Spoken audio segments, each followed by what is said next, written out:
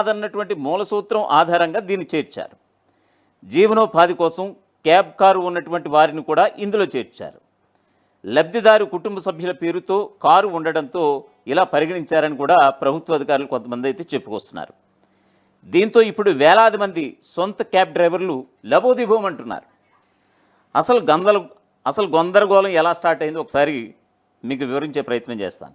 సొంత కారైనా cab కారైనా car ఉంటే చాలు ఇందిరమ్మ ఇంటికి అర్హత రాదు అని ముందే స్పష్టం చేసి ఉంటే అయోమయం ఉండేది కాదు. ఈ విషయాన్ని ముందు చెప్పలేదు. దీంతో క్యాబ్ డ్రైవర్లుగా పనిచేస్తున్నటువంటి వేలాది మంది ఇందిరమ్మ ఇళ్ల కోసం దరఖాస్తు చేసుకున్నారు. క్షేత్రస్థాయి పరిశీలనలో క్యాబ్ డ్రైవర్ల పేదరికాన్ని పరిశీలించి సిబ్బంది వారిలో చాలామందిని అర్హులుగా తేల్చారు. దీంతో వారికి ఇందిరమ్మ ఇళ్ళు మంజూరయ్యాయి. ఇళ్ల నిర్మాణాన్ని కూడా ప్రారంభించుకోవడం జరిగింది. వారికి ఇందిరమ్మ ఇంటి ఆర్థిక సాయం డబ్బులు చెల్లించేటప్పుడు ఆధార్ కార్డు ఆధారంగా వెరిఫికేషన్లో కారు అంశం ఇప్పుడు తెరపైకి వచ్చింది. దీంతో వారికి బిల్లులు చెల్లించడం లేదు. ఎక్కడికక్కడ బిల్లులు ఆగిపోయినటువంటి పరిస్థితి గ్రౌండ్ లెవెల్లో. అర్హత విషయంలో అనుమానాలు ఉన్నటువంటి వారిని ప్రత్యేకంగా ఓ జాబితా రూపొందించి అందులో చేర్చారు.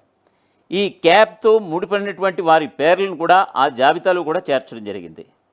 ఒకసారి అర్హులుగా తేల్చి ఇళ్లను మంజూరు చేసి బిల్లులు చెల్లించే సమయంలో అనర్హులుగా పేర్కొంటున్నారు.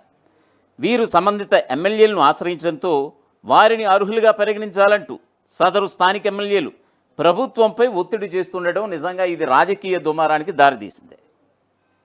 ఒక నిరుపేదగా ఒక ప్రభుత్వ పథకంలో లబ్ధి పొందినవారు మరో ప్రభుత్వ పథకంలో లబ్ధికి అర్హులు కాదన్నటువంటి అంశాన్ని స్పష్టంగా తేల్చి ఉంటే ఈ గందరగోళం ఏర్పడేది కాదనేటువంటి అభిప్రాయాలు అయితే ఇప్పుడు సర్వత్రా వ్యక్తమవుతున్నాయి.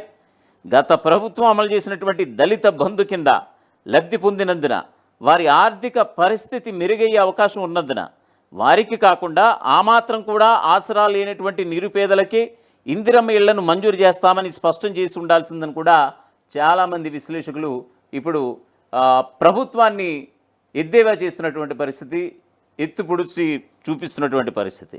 సో ఏదేమైనా సరే ప్రభుత్వం తీసుకున్నటువంటి ఈ నిర్ణయం నిజంగా స్టార్టింగ్లోనే ఖచ్చితంగా చెప్పేసి ఉంటే చాలామంది ఇళ్ల నిర్మాణాలు ప్రారంభించుకునేవారు కాదు.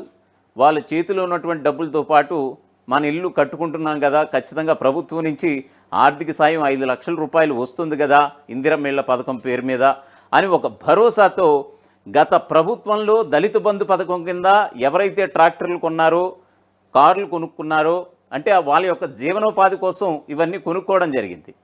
సో వారందరూ కూడా ఇప్పుడు ఇందిరమ్మ ఇళ్ల పథకానికి సంబంధించి అర్హులుగా మేము అర్హులమంటూ వాళ్ళు చెప్తున్నటువంటి పరిస్థితి. కాకపోతే అనర్హులంటూ కూడా ప్రభుత్వం తేల్చి చెప్పడంతో నిజంగా ఇప్పుడు అంతా కూడా ఉక్కిరిబిక్కిరి అవుతున్నటువంటి పరిస్థితి. సో దీనిపైన ఖచ్చితంగా ఈ యొక్క గైడ్లైన్స్ ఖచ్చితంగా మార్చాలి. ఎవరైతే దళిత బంధు కింద పథకం కింద ఎవరైతే లబ్ధి పొంది ఇల్లు నిర్మించుకున్నారో వాళ్ళకి ఖచ్చితంగా ఇప్పుడు ఇందిరమ్మ ఇళ్ల బిల్లులు అయితే ఖచ్చితంగా చెల్లించాలంటూ కూడా చాలామంది ఎమ్మెల్యేలు డిమాండ్ చేస్తున్నటువంటి పరిస్థితి. మరి ప్రభుత్వం ఏ మేరకు స్పందిస్తుంది?